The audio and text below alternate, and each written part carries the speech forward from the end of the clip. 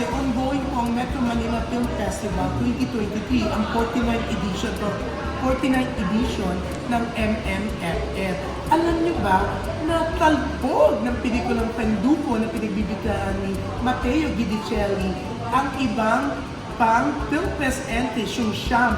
Kasi po dito po sa UAA ay tanging ang pelikula ni Matteo ang showing. Ang bongga nga. Yeah. Diba? Ano Christmas Day? Yes, Christmas Day. Nag-showing ang Penduko dito sa UAE. Ayan, nung December 25, isa ka sa nagpunta sa event ng Viva Yes. Films para sa Penduko. How was it? Saan ba? Buong UAE ba? Pinapalabas siya? Yes, buong UAE. May Oh. mga cinemas na dito talaga pinalabas. How was it? Maganda ang Penduko. If I will be a critic, I will just say na it's for the mass. Oo. Pang-masa siya. Pang bata, pang nanay, For the tata. masses. Okay. Akala ko nag-anong for the masses. For the masses, bigyan ko na mayo.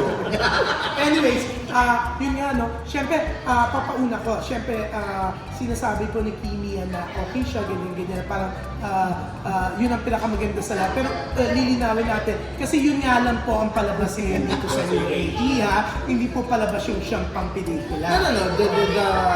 The reaction I said is about the movie movie itself, not the whole MMFF. Medyo ang bongga po, nag-i-English kasi siya.